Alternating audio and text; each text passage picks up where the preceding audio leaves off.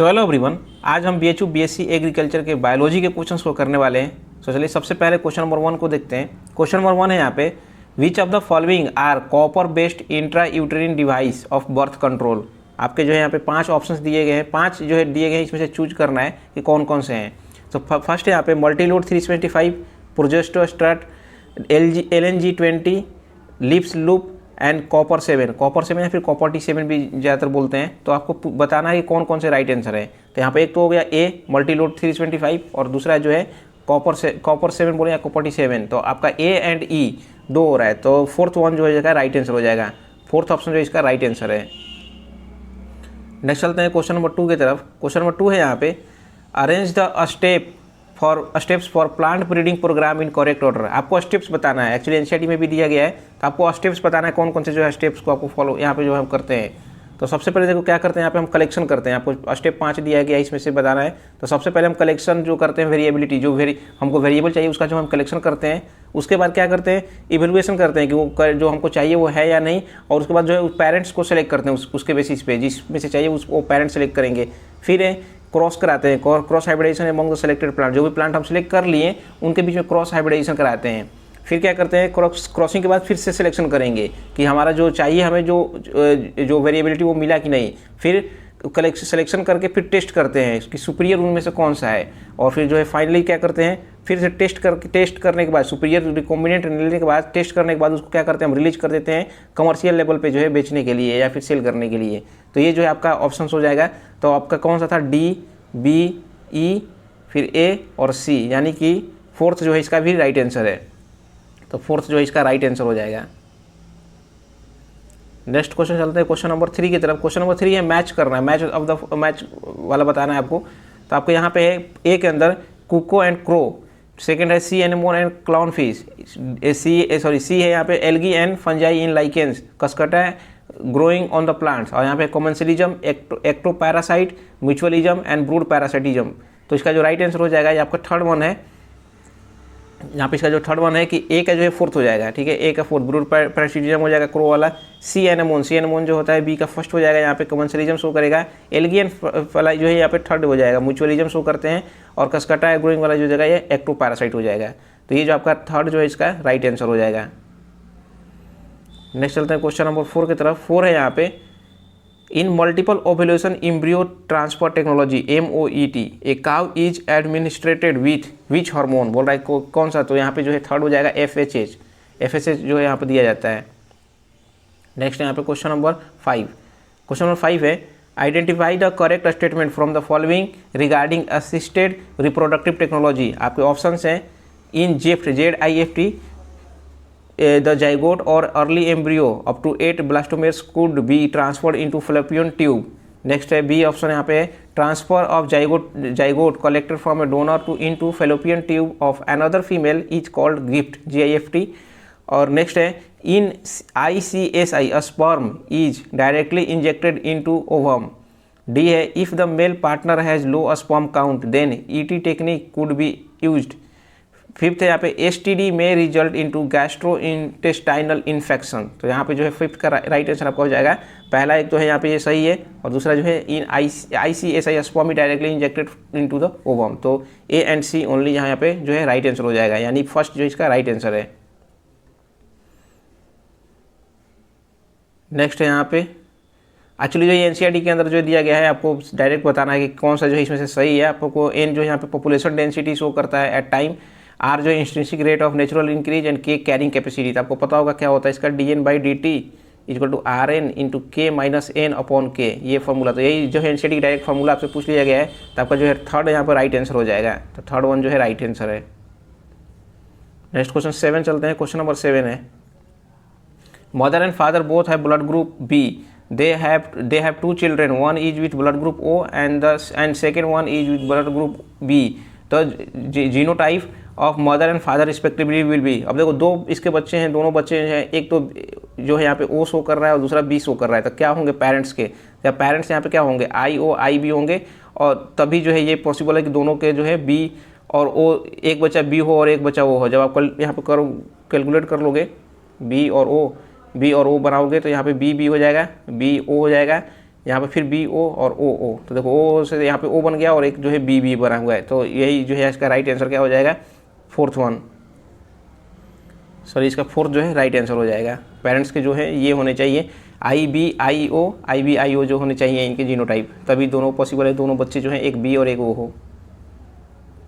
Next question था ये question number 8, bio active molecule produced by Monascus purpureus is, बोल रहा बायो कौन सा बनता है, तो एस्टेटिन्स बनता है, ये भी एनसीईआरटी के अंदर दिया हुआ है, सॉरी थर्ड वन हो जाएगा यहाँ पे, एस्टेटिन्स थर्ड जो है राइट आंसर हो जाएगा।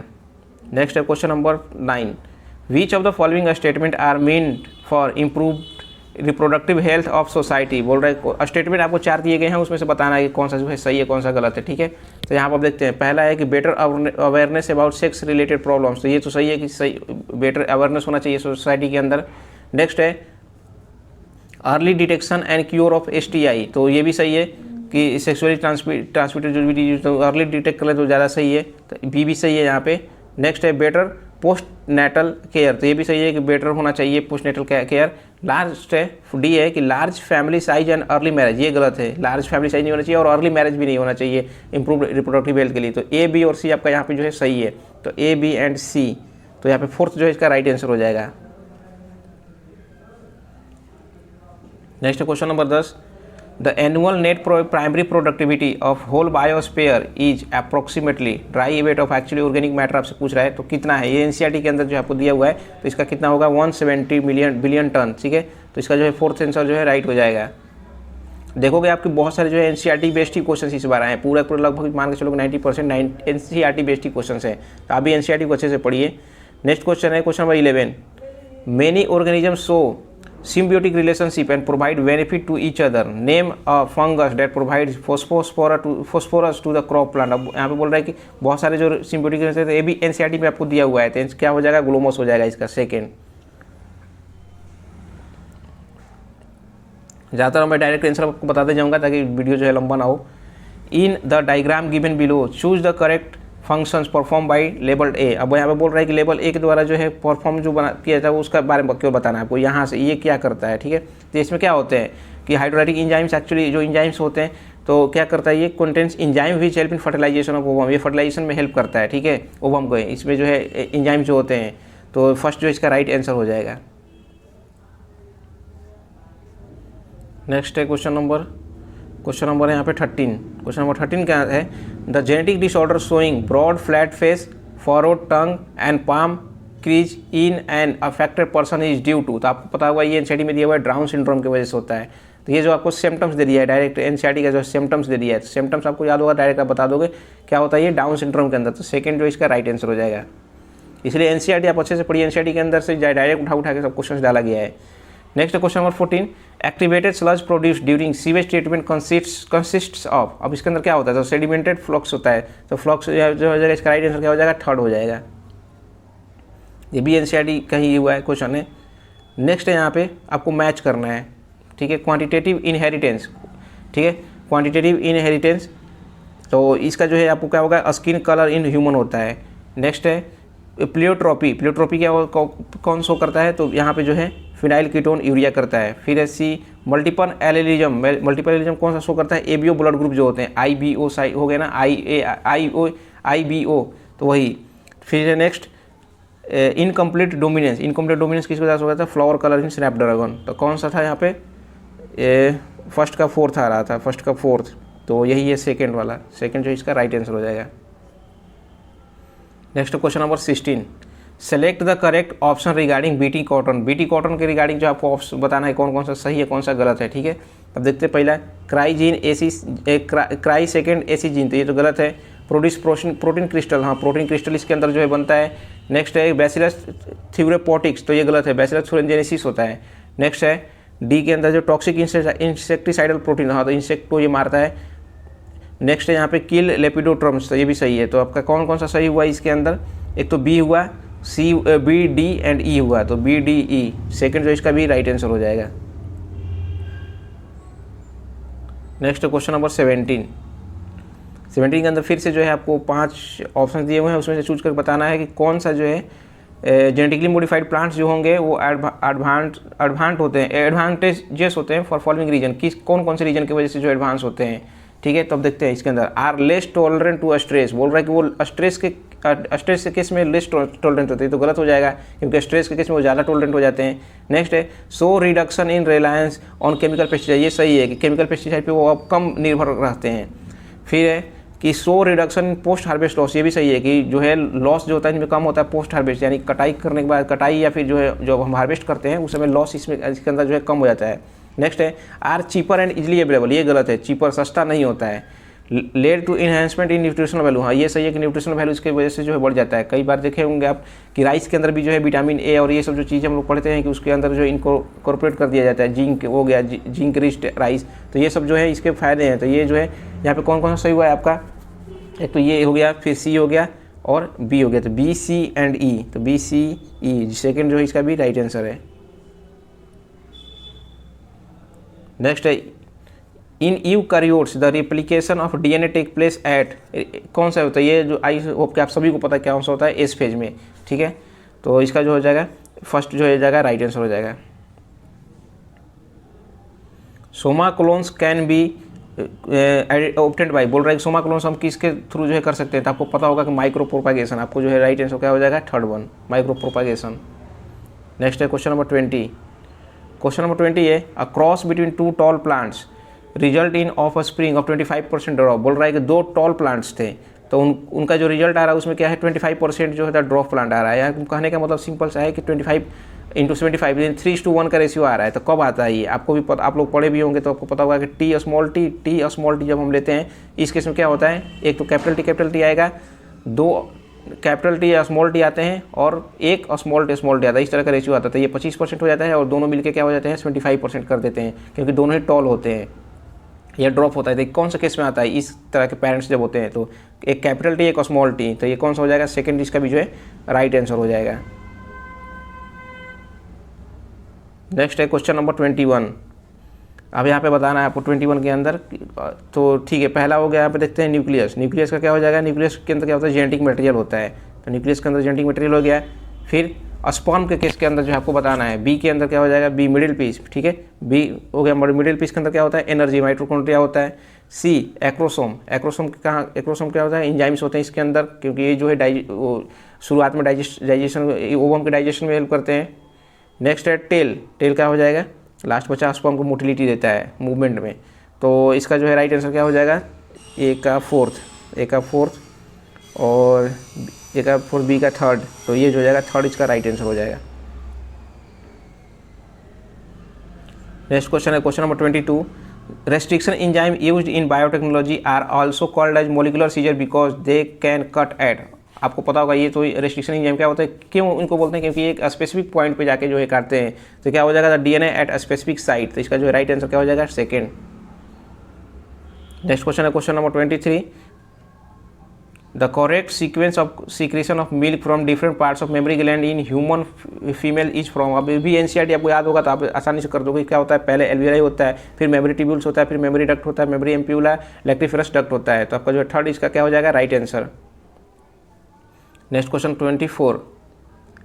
24 है एग्जाम्पल ऑफ एक्स से टू कंजर्वेशन आर, बोल रहा है कि एग्जाम्पल बताना है आपको, ठीक है, एक्स से टू कंजर्वेशन का है। तो सबसे पहले देखो यहाँ पे क्या होगा, एस्केप्ड ग्रुप्स नहीं होते हैं, वाइल्ड लाइफ सेंचुरी नहीं होता है, वाइल्ड लाइफ सफारी पार्क्स ये हो जाएगा, फिर है बोटनिकल गार्डन ये भी हो जाएगा, एंड क्रायो प्रिजर्वेशन टेक्निक्स तो ये भी हो जाएगा। तो कौन कौन सा होगा, सी डी और ई, तो सी डी ई यानी थर्ड जो इसका राइट आंसर हो जाएगा।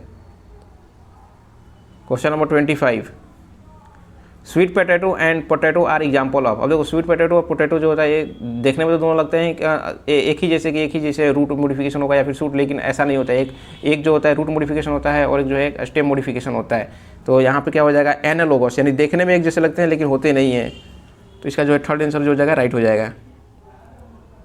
क्वेश्चन नंबर जो है 26 के अंदर है कि the chorionic villi and uterine tissue become interdigitated with each other to form, क्या होता है ये प्लेसेंटा बना देते हैं, प्लेसेंटा, तो क्या हो जाएगा इसका राइट आंसर फर्स्ट हो जाएगा।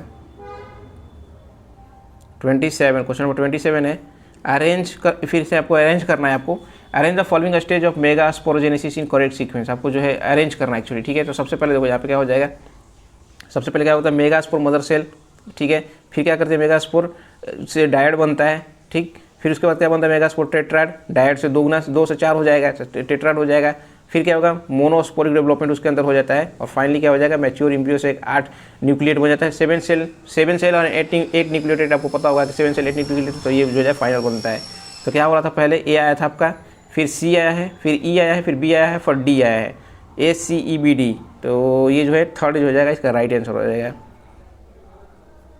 नेक्स्ट क्वेश्चन है question number 28, measuring BOD is method of. Actually BOD क्या मेजर करता है, तो आपको जो है और अमाउंट ऑफ ऑर्गेनिक मैटर करता है, ठीक है। पोल्यूशन जो वाटर के अंदर पोल्यूटेड होते हैं, तो एस्टिमेट क्या करता है ये ऑर्गेनिक मैटर को। आपको NCERT के अंदर पता भी होगा, NCERT में डायरेक्ट दिया हुआ है और बहुत सारे एग्जाम में क्वेश्चन भी आ चुके हैं। तो इसका फर्स्ट क्या हो जाएगा राइट आंसर हो जाएगा।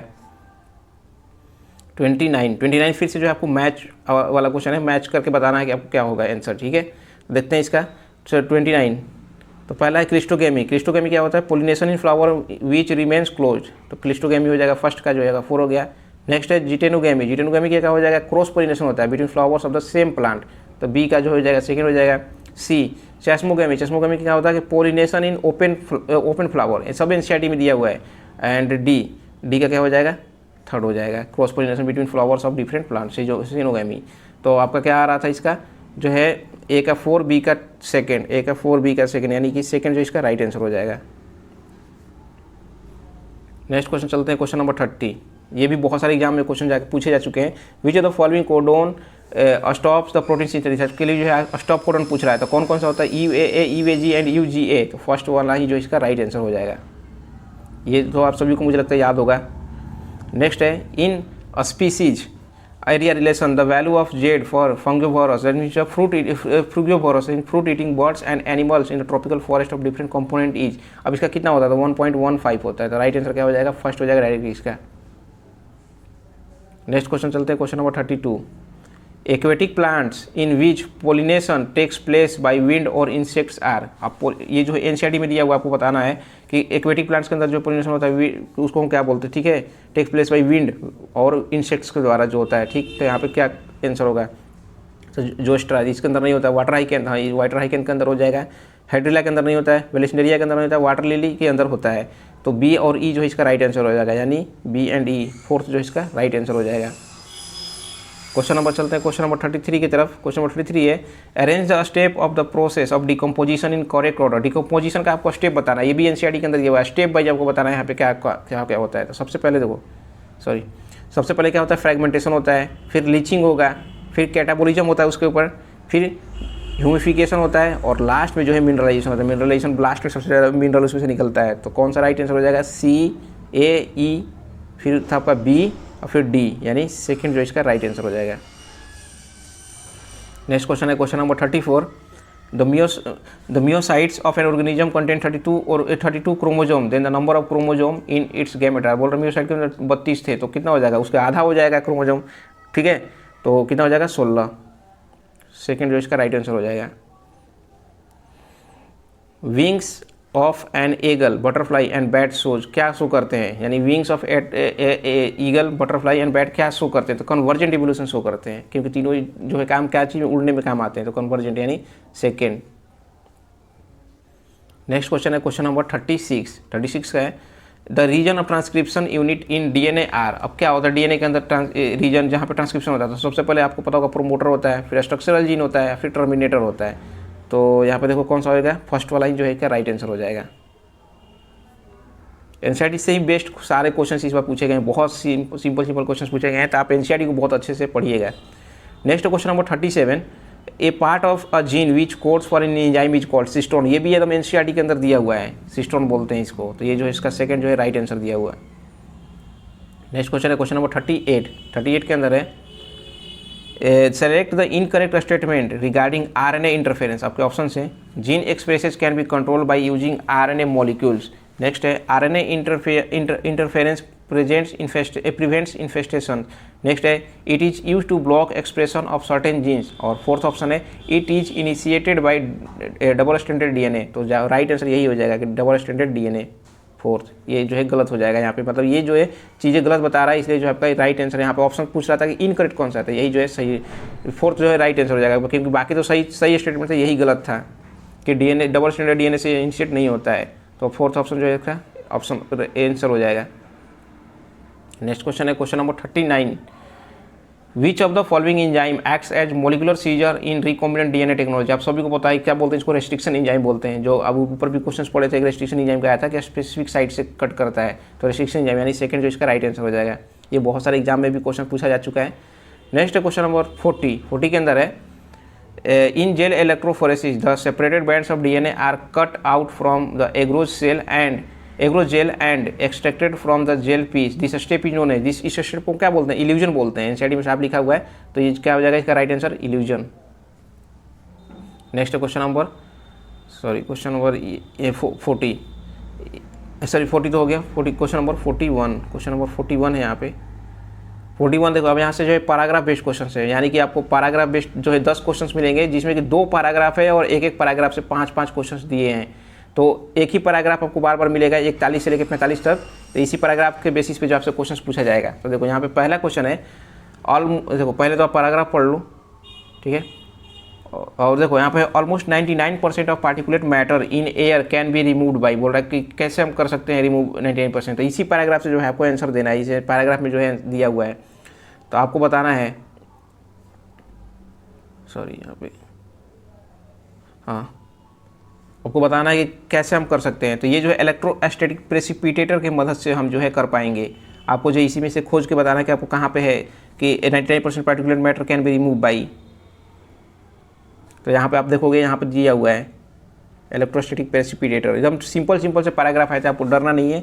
कोशिश करना है कि पैराग्राफ वाले ही क्वेश्चन आप अच्छे से करिएगा, पैराग्राफ को छोड़िएगा, पैराग्राफ वाले सारे आंसर आपको मिल जाएंगे। यहाँ पर देखो, यहाँ पर दिया हुआ है are removed by using electrostatic precipitator, यही जो इसका फोर्थ जो इसका राइट आंसर हो जाएगा। नेक्स्ट चलते हैं क्वेश्चन नंबर 42 भी सेम पैराग्राफ है, क्वेश्चन बदल जाएगा। विच of the following gas is remove from air by the use of scrubber, बोल रहा है कि स्क्रबर की मदद से हम कौन से गैस को निकाल सकते हैं। तो यहाँ पे जो है सल्फर डाइऑक्साइड हो जाएगा, ठीक है। स्क्रबर की मदद से जो हम सल्फर डाइऑक्साइड को निकाल सकते हैं। यहाँ पे देखो, यहाँ पर दिया भी है scrubber removes gas pollutant like sulphur dioxide from the air. तो यहाँ से जो हो जाएगा सल्फर डाइऑक्साइड आंसर हो जाएगा। आप जो अच्छे से पढ़ लीजिएगा पैराग्राफ को, उसके बाद ही क्वेश्चन करिएगा, सारे आंसर आपको जो है पैराग्राफ से ही मिल जाएंगे। नेक्स्ट क्वेश्चन है what is the size of particular matter that can हम। तो यहाँ पे देखो particular matter less than 2.5 micrometre can cause, 2.5 micrometre छोटा दिया हुआ है कि 2.5 से छोटे होने चाहिए। तो इसका तो वैसे देखो राइट आंसर 2.5 माइक्रोमीटर यहाँ पे डायरेक्ट भी कर सकते हो, या फिर इसे छोटा बोल रहा था, इसमें तो नैनोमीटर भी आ जाएगा 2.5 से पॉइंट। तो दो ऑप्शन यहाँ पे बन जा रहे हैं, लेकिन यहाँ पे जो है ऑप्शंस आपको देखोगे तो ये भी ऑप्शन बन जाएगा, ये भी बन जा रहा है। फर्स्ट 3 और फिफ्थ तो दिया ही है, फिफ्थ भी बोल रहा है कि इससे जो है छोटे होने चाहिए। तो यहाँ पे 3 ऑप्शन है। अब जो है अब डिपेंड करता है कि सर जो है एनटीए क्या कौन सा सही रखा है या फिर करेक्ट किया था या नहीं, लेकिन यहाँ पे 3 ऑप्शंस बन जा रहे थे, या क्योंकि ये दोनों तो छोटे ही हैं, नैनोमीटर और माइक्रोमीटर। और यहाँ पे बोल भी रहा है कि जो इनसे 2.5 से कम होते हैं उनको जो है लेना है। तो वैसे जो है आपका फर्स्ट, थर्ड और फोर्थ यहाँ पे तीनों ही आंसर बन जाएगा। नेक्स्ट क्वेश्चन है क्वेश्चन नंबर 44, फिर से 44 के अंदर है the following organisation monitor the pollution level and control it is. अब बोलते हैं यहाँ पे क्या होता है, तो कौन सा जो है पॉल्यूशन लेवल कंट्रोल करता है, तो इसको हम बोलते हैं CPCB, ठीक है, थर्ड होगा। अब ये जो इसके अंदर नहीं दिया हुआ है, ये थोड़ा सा आपको याद होना चाहिए। CPCB यानी सेंट्रल पॉल्यूशन कंट्रोल बोर्ड, आपको पता होगा सेंट्रल पॉल्यूशन जो पूरे इंडिया के पॉल्यूशन बोर्ड है जो कंट्रोल करता है। तो CPCB central pollution control board. Next question है 45, फिर से 45 यही सेम आपको जो है क्वेश्चन खाली बदल गया। न्यू वर्जन ऑफ व्हीकल है reduce emission of poisonous gases because they are fitted with, बोल रहा है कि जो नए आ रहे हैं उनमें पोल्यूशन थोड़ा सा कम होता है, जो व्हीकल्स आते हैं वो क्यों, ऐसा क्यों। तो उसके अंदर जो कैटालिटिक कन्वर्टर होता है, कैटालिटिक कन्वर्टर यहाँ पर देखो इंस्टॉलेशन यहाँ पर देखा हुआ है, it is control by installation of catalytic converter in vehicles that reduce the emission of poisonous gases. तो कैटालिटिक कन्वर्टर, तो ये जो इसका थर्ड जो है राइट आंसर हो जाएगा। अब देखो नेक्स्ट क्वेश्चन नंबर 46, यहाँ पे जो बदल गया है आपको जस्ट जो है, अब यहाँ पर ड्रग्स से रिलेटेड दिए हुए क्वेश्चन।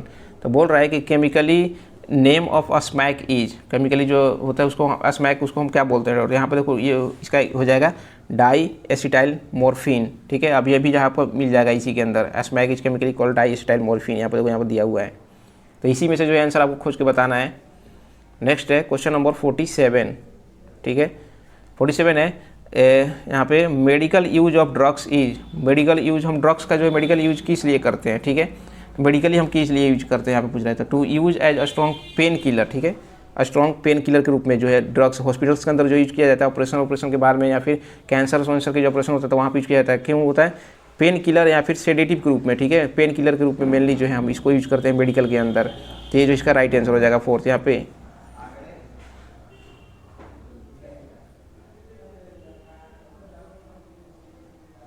नेक्स्ट क्वेश्चन है, फिर से क्वेश्चन है यहाँ पे, cannabinoids affect which of the following system of human body, बोल रहा है कैनाबिनॉइड्स जो होता है कौन से सिस्टम ऑफ ह्यूमन बॉडी के कौन से सिस्टम पे जो है असर करता है, तो कार्डियोवास्कुलर पे करता है। देखो यहाँ पे दिया भी है cardiovascular, cannabinoids are another type of chemical affecting cardiovascular system of the body, cardiovascular. तो यहाँ पे जो है सेकंड जो है राइट आंसर हो जाएगा।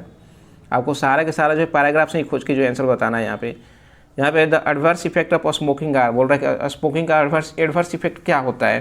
तो यहाँ पे देखो, यहाँ पे पहला जो है कार्डियोवास्कुलर डिसऑर्डर, दूसरा है कि respiratory disorder, lung cancer, mental illness. तो देखो यहाँ पे जो है पहला तो होगा स्मोकिंग का क्या होता है, कार्डियोवास्कुलर डिसऑर्डर्स हो जाएगा, दूसरा रिस्पिरेशन से रिलेटेड होगा, तीसरा लंग कैंसर भी हो जाएगा, चौथा है मेंटल इलनेस। मेंटल इलनेस यहाँ पे जरूरी नहीं है, मेंटल इलनेस के लिए ऐसा नहीं है कि आप स्मोकिंग करोगे तो मेंटल इलनेस हो जाएगा। तो क्या हो जाएगा, ए बी और सी। तो सेकंड जो इसका राइट आंसर हो जाएगा। नेक्स्ट क्वेश्चन है क्वेश्चन नंबर 50, लास्ट क्वेश्चन है ये। इसके अंदर है consumption of cocaine results in, बोल रहा है कि कोकेन हम जब कंजप्शन करेंगे तो क्या उसका रिजल्ट हो सकता है कोकेन का, ठीक है। तो यहाँ पे देखो पहला तो क्या है, interfere with transport of neuro transmitter dopamine, dopamine के साथ जो है वो इंटरफेरेंस करता है ट्रांसपोर्टेशन में। और नेक्स्ट है अफेक्ट ऑन कार्डियोवास्कुलर सिस्टम, ये गलत है, कोकेन का जो है कार्डियोवास्कुलर सिस्टम पे कोई इफेक्ट नहीं होता है। यहाँ पे देखो कैनाबिनॉइड्स था वहाँ पे कार्डियोवास्कुलर सिस्टम है, तो ये तो गलत हो जाएगा सेकंड, ठीक है। ठीक, थर्ड है increasing sense of euphorbia, increase कर देता है सेंस ऑफ यूफोर्बिया का, तो ये सही है। यहाँ पे देखो, यहाँ पे दिया हुआ है, यहाँ पे देखो कोकेन से रिलेटेड दिया हुआ है, cocaine shows stimulating action on central nervous system producing sense of euphorbia and temporarily increasing energy, ठीक है। तो एक तो पहला था यहाँ पे सही, और एक दूसरा भी सही है यूफोर्बिया वाला भी, देखो यहाँ पे यूफोर्बिया भी दिया हुआ है, सेंस ऑफ प्रोड्यूस, तो ये सेकंड। तो यानी यहाँ पे जो इसके दो आंसर हो जाएंगे, फर्स्ट एंड थर्ड जो हो जाएगा। तो इसका जो राइट आंसर हो जाएगा फर्स्ट एंड थर्ड। सो ये थे total 50 question BHU BSc agriculture के बायोलॉजी के क्वेश्चन 2022 का। आई होप कि आपको सभी समझ में आ गया होगा। और किसी भी क्वेश्चन में आपको डाउट था या फिर लगे कि किसी आंसर में जो है आपको समझ में नहीं आया, तो आप जो है कमेंट में जरूर कमेंट कर दीजिएगा। तो चलिए मिलते हैं नेक्स्ट वीडियो में एक नए प्रीवियस ईयर पेपर के साथ। सभी के लिए धन्यवाद।